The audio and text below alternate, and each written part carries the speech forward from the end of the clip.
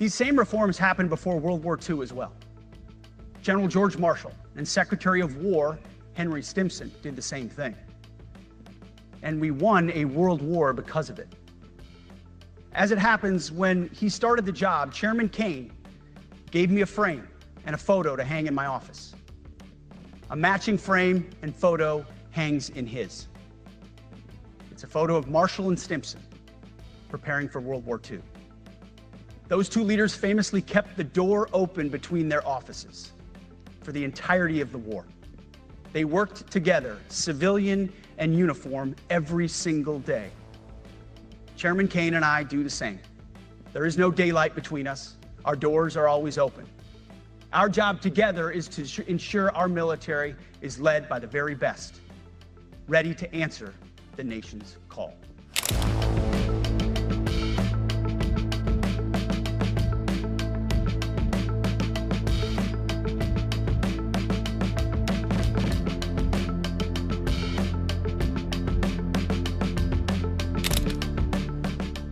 We are attacking and ending the walking on eggshells and zero defect command culture. A risk-averse culture means officers execute not to lose instead of to win. A risk-averse culture means NCOs are not empowered to enforce standards. Commanders and NCOs don't take necessary risks or make tough adjustments for fear of rocking the boat or making mistakes. A blemish-free record is what peacetime leaders covet the most, which is the worst of all incentives.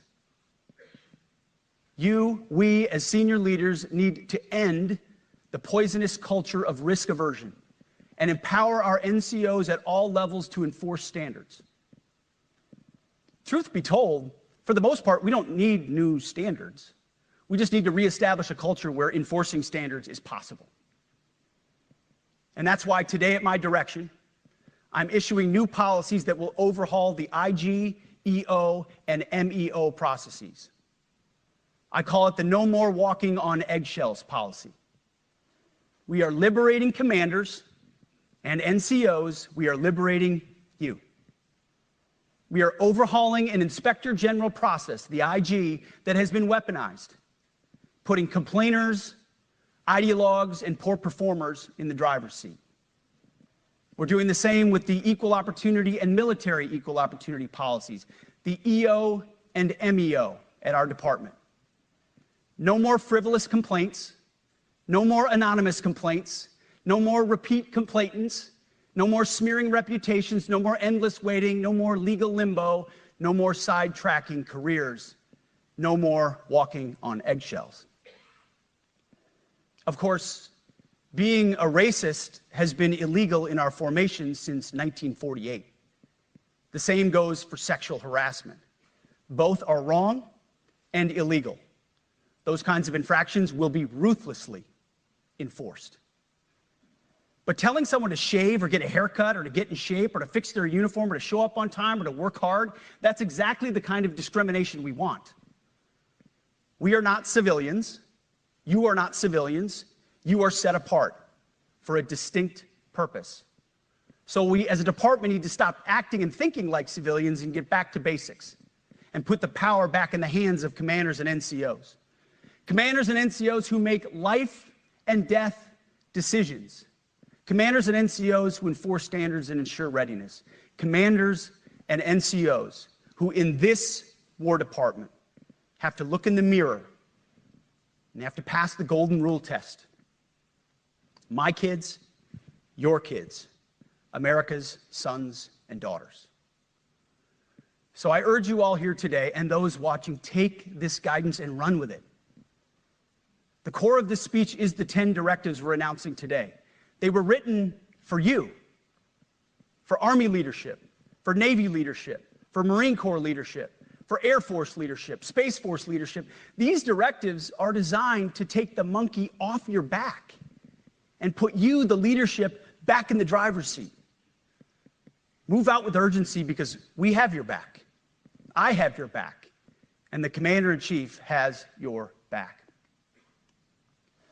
And when we give you this guidance, we know mistakes will be made. It's the nature of leadership. but you should not pay for earnest mistakes for your entire career.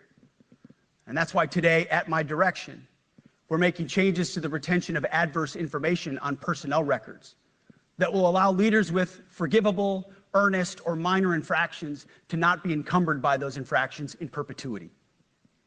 People make honest mistakes, and our mistakes should not define an entire career. Otherwise, we only try not to make mistakes, and that's not the business we're in. We need risk takers and aggressive leaders, and a culture that supports you. Fourth, at the War Department, promotions across the Joint Force will be based on one thing: merit. Colorblind, gender-neutral, merit-based. The entire promotion process, including evaluations of warfighting capabilities, is being thoroughly re-examined. We've already done a lot in this area, but more changes are coming soon. We'll promote top-performing officers and NCOs faster and get rid of poor performers more quickly. Evaluations, education, and field exercises will become real evaluations, not box checks, for every one of us at every level. These same reforms happened before World War II as well. General George Marshall and Secretary of War Henry Stimson did the same thing. And we won a world war because of it. As it happens, when he started the job, Chairman Kane gave me a frame and a photo to hang in my office. A matching frame and photo hangs in his. It's a photo of Marshall and Stimson preparing for World War II. Those two leaders famously kept the door open between their offices for the entirety of the war.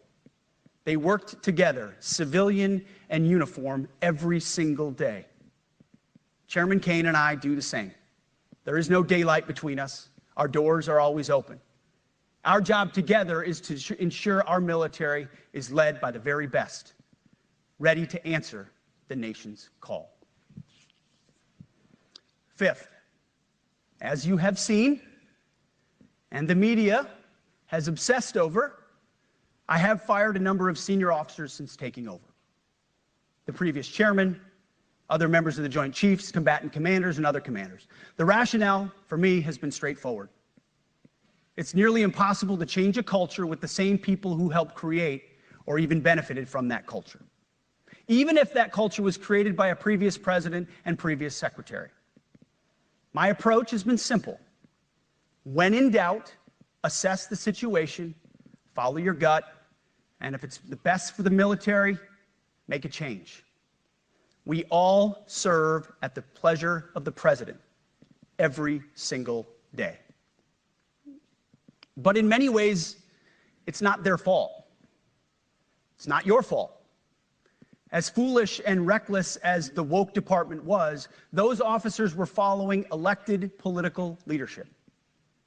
An entire generation of generals and admirals were told that they must parrot the insane fallacy that, quote, our diversity is our strength. Of course, we know our unity is our strength. They had to put out dizzying DEI and LGBTQI+ statements. They were told females and males are the same thing, or that males who think they're females is totally normal. They were told that we need a green fleet and electric tanks. They were told to kick out Americans who refuse an emergency vaccine. They followed civilian policies set by foolish and reckless political leaders. Our job, my job, has been to determine which leaders simply did what they must to answer the prerogatives of civilian leadership, and which leaders are truly invested in the woke department, and therefore incapable of embracing the War Department and executing new lawful orders. That's it. It's that simple.